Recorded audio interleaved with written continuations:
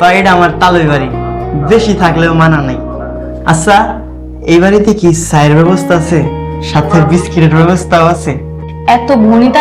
আসসালামু আলাইকুম ভিউয়ার্স, কেমন আছেন সবাই?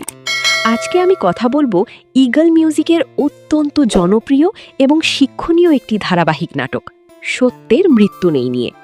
পারিবারিক অশান্তি, ভুল বোঝাবুঝি এবং তার সমাধান নিয়ে যারা নাটক পছন্দ করেন তাদের জন্য এই নাটকটি কেন মাস্ট ওয়াচ সেটিই আজ বিস্তারিত তুলে ধরব। চলুন শুরু করা যাক। নাটকটির নামই যেন পুরো গল্পের সারসংক্ষেপ, সত্যের মৃত্যু নেই। এই নাটকের মূল কেন্দ্রবিন্দুতে রয়েছে একটি সাধারণ গ্রামীণ পরিবার, যেখানে বড় ভাবি, মেজ ভাবি আর তাদের মধ্যেকার জটিল সম্পর্কগুলো ফুটে উঠেছে।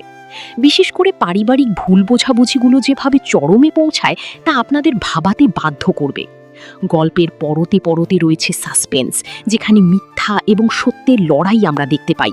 এটি কোনো সাধারণ পারিবারিক নাটক নয়, বরং এর প্রতিটি পর্বে রয়েছে জীবনের বড় শিক্ষা। নাটকটির অভিনয়ের মান নিয়ে বলতেই হয়, প্রত্যেকটি চরিত্র অসাধারণ। বিশেষ করে বড় ভাবি এবং মেজ ভাবির অভিনয় একদম জীবন্ত মনে হয়েছে।